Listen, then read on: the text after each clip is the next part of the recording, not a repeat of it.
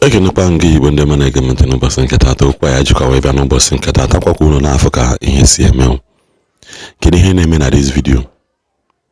Na ndị mmadụ kpakwa alụ ihe Chukwu ya ekpe n'ụwa nke ehikekwe. Ihe Chukwu ya ekpe n'ụwa nke ehike. So this man nwụrụ gogolo ana ebe obi according to the story. Ngozi ana wee nwa ụmụ nwanne ju na ama nne na dị ana na yibula ji n'ime ọhịa. Ani ya bụ ngwuri ya bụ anị nke ya gogogo ha ajụ na ama nne ebulu ozu dosa n'ime unu for 3 weeks. What level of wickedness and evil dị ihe nka? Dododo ka m jikwanụ ndị mmadụ. Kedu na ihu unu ji na-eme? Kedu na ihu unu ji azọkọ eme? The other last time enwe video na-circulating a young woman maka na mpa mụtara nwoke. The man onwuzie. Ịma na ụmụazị nọ isili be gị ịbịa na-ekele mụ na nwanne gị nwoke maka igwe amụtara ụmụ nwoke. And ụmụ nwoke ahụ ịmụtakwa bụrụkwanụ ndị iti ngweri na nwere ha pasta big for nothing fools. Ha bụ big for nothing ndị iberibe ndị akara oro ụmụazị ijigo wickedness tichacha ha akara aka. Solu gị bịa na-azọ ụnụ nwanne gị nwoke because they see it as an opportunity iji weta ihe na-abụrụ nke ha.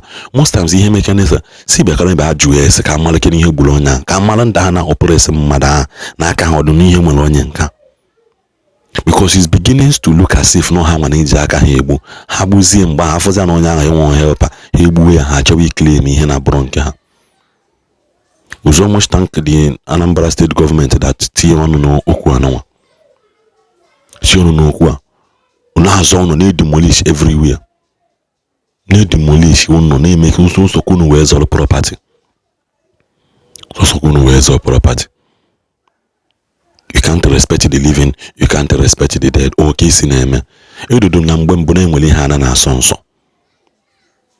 Kita no one asị nya bịa kwa izu kwa nsị nya ha na ego o wele uzu akwa anyị kwesịrị ikwu wele ata ụga n'azụ because na ịchọrọ ego ịchọrọ fọn foju akpa. Alụ na-eme no pay attention na this video unu fi ihe mee na ndị be anyị ka ọ dịkwa na mgbe ọzọ. Nwa nwanne nna jụrụ na ama nni nwoke na golu mmụọ na ngwurie n'ọnụ ọfịa ka a ga-eje tụwa ya ebe a na-aza ana. Unu makwana na a na-ekwu maka ya bụ a na-asị na nwoke afụ ji aka ya wee ego o ji ego wee ego nwa akwụkwọ ikike niile gbasara ya bụ ana. Nwa nwanne nna wee jụ na ama nnie maka na ha jidere ego ha chọrọ ịkpakọrọ ana. Unu mgbe ebe ọ nọ ka njọ na nwoke a na-ekwu maka ya ife dị ọra mma na nwoke anụnwa mụtara ụmụaka ma nwoke ma nwaanyị. Biko bịa kirienu ihe onyonyo anụnwa ka nwoke si naba mmụọ. Ihe anụnwa bụ na ọzọ ụbụrụ na Anambra steeti ka ihe nke a na-eme. A sị na nwoke anụnwa na ife dị ọra mma bụ afịa na ka nwoke a nabalụ mmụọ unu ga-ekiri ya ma nụkwazịa n'ọnụ ezinụlọ ya kpọmkwem ka ọ nabazịrị mmụọ ewee bunata nwoke a ka enyi enye ya ebunatari otu esi ebunata ozu ka enyizie ebe ha nọkwa na-eme n'ihe na-akwadobe ini ozi ma ndị gbakọtasịrị wee na-eme n'ihe ndị a ga-eme wee ni ozu. Unu makwana nwa nwanne nna chịkọlụ ma ndị ọrụ nchekwa ka ọ bụ ndị ọrụ agha ka ndị ọrụ uwe ojii ha ncha niile wee nute ebe afọ. Oke n'ọsọ ngwere n'ọsọ nya onye enu na-agba onye a na-agba okeke na-agba oke afa na-agba ọsọ wee taa ha wee gbabazi onwezi onye ma ebe ozu nwa dị wee gbarapụ ozu a. Izu ụka atọ ka a rapụrụ ozu ebunatago oke enyi wee rapịa n'enu ana izu ụka atọ. Ọ bụrụ na ọ nọ n'ebe a na-echekwaba ozu na ọ dọzi ebe a emebiwezie ife a sị na ndị a mebichara ife kurisie ihe na befa. Ndị a wee gbazie ọsọ wee na-achọzi ka a ga-esi nyelufe aka. Agbagideziri wee gbaje na nke Honorable Ifeobi na-abụ na ọkwa na nke ụlọ ọrụ Honorable Ifeobi na-abụ ka ha lalụrụ. Anwụnta talụnụ wee takọsịa afa na arụ ka emechaziri ha wee bidozienu wee nya Honorable Ifeobi na-abụ bụ kọmishọna na-afụ maka ọnọdụ ụmụ nwaanyị ma ndị a na-emegbu emebi ha wee megidezie wee wetezie court order ka eje nie nwoke ọkwana ya bụ na ejezi nie nwoke ka izu ụka atọ gachalụ ejibunata ozie. A sị na ebunatala ozie na ekwesịrị inye mbọchị ọnwa Nọvemba dị na mkpụrụ abalị 14th November ka ekwesịrị ini nwoke a o wee bụ na nwoke a dọgidelu a na-akọwali na mmafa na mgbe osokwu wee gba ọsọ nya nwunye nwoke agadi nwaanyị arụ na ya karịkarị nwoke anyị mmadụ ihe na-emekwa a na-ekwudili na nwoke anụnwa na ana abụọ na ogolo ego na ọ bụrụ dị na ana obi ma ọ bụ ana ụmụnna na o ji ego ewe ego na o ji akwụkwọ ikike niile gbasara ana na o nwelu ndị nke na-aza ana azụ o nwere ihe fa nwelu n'ihe maka ana anụnwa nọ ndị a nwesị ihe niile maka nọ nna ha golo ana ha wee ju na ama nne unu ga-asị na si ijudi ya na-ekwu ka biko kiligodi ma nụkwazi ya n'ọnụ ezinụlọ ndị anụnwa. These are Nwadioramma's family from Ozubulu. They planned their father's burial weeks ago, and this burial was actually obstructed by some individual over fight for property in land. As you can see, some of their properties were destroyed, and so many things were damaged. And then this particular corpse you're seeing here have been in one room for over 3 weeks. I did not say mortuary.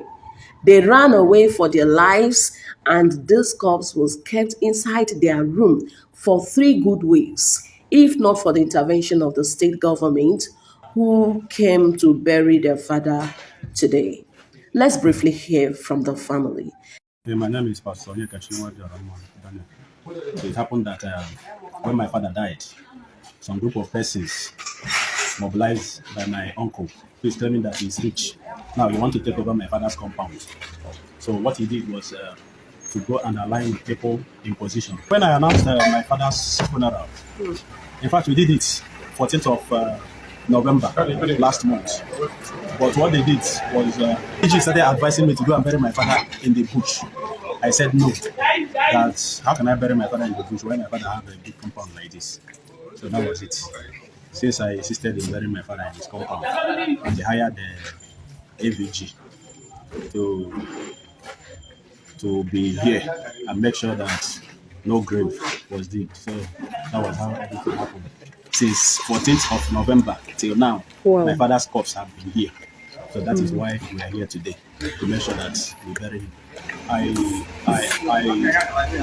think I'm so grateful, and I'm extending my heart of gratitude to state government and to government itself. This platform has saved a lot of people, a lot of souls. My dad's cousin, really, not many of my dad ever. And after all possible best, I mean, and I got far. And don't let go busy. Cast up for bury him there. And the who are no one who have my daddy can do. No one was in Kabian cases and I arise. Now I am a bomb after what we knew not. So and I had to go bury a burial. That's a burial. Everything I met my name and invite. What just went like that. Mr. has a burial. Cops in they made 3 weeks. Cops in the line states because of his wicked deed. That many my father in his land. I don't know who is or not anything, not just only a kike or because of no jigo. We borrowed the whole land. I'm overwhelmed. I was thinking, how can darkness overrule the light? But thankfully that God is faithful, that light has come to stay. I'm thanking the state government for helping us bury our dad in this rightful land. I'm so grateful. I'm super grateful. I'm so overwhelmed. Okay. Aqua que estaba para mí, pues sí, sí, dos aqua que yo era de lo que está ganando nada vale a mí de mal no te ya yo que dos que está de agua no ne aje nda ko ta futin so gudun instead of having help is I then no if you can aga na eri aka onya ha bagabia kemgbe ji kwuo okwu at over 2 years now o bedo onye agwara ya bịa nso ofu debe nda na ebe ejechara onye asị oke ngwa na mmadụ ma abịa tụmụrụ anya afọ mụrụ ahụ onye a na-emefa agwa ya na kwelu biznes a na-emechi ntu aka isi agagharị ebe niile so anyị katagasị ọnọ nwezi mmadụ enwe ike inyezi mmadụ aka ọ tiri mgbe iji bute ego niile n'ụwa wee nye onye aka onye anyị nyere aka so mana mgbe anyị ga na-agazi nke a na-akatakwazie ife nwanne nwee isi so na enwedịrị ndị na-anụ eziokwu ya ife nchọpụta n'ụwa onye na-emeka ife wute ndị nwa Chineke ọ na-adụ mma maka ndị niile anyị na ha na-emeka ife ndị a na-asị ha aka ọmụmekọ nke o si dịla ha nche niile bụ ndị na-efe arụsị onye mere ife a ji atụtụkọ so a ma ekene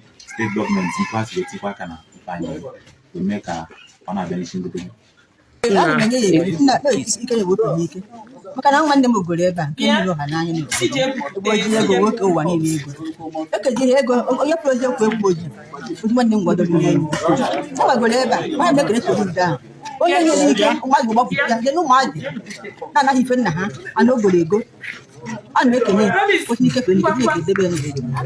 From Nwadioramma's compound in Ezora-Zobolo, I am still Serafina Namdes.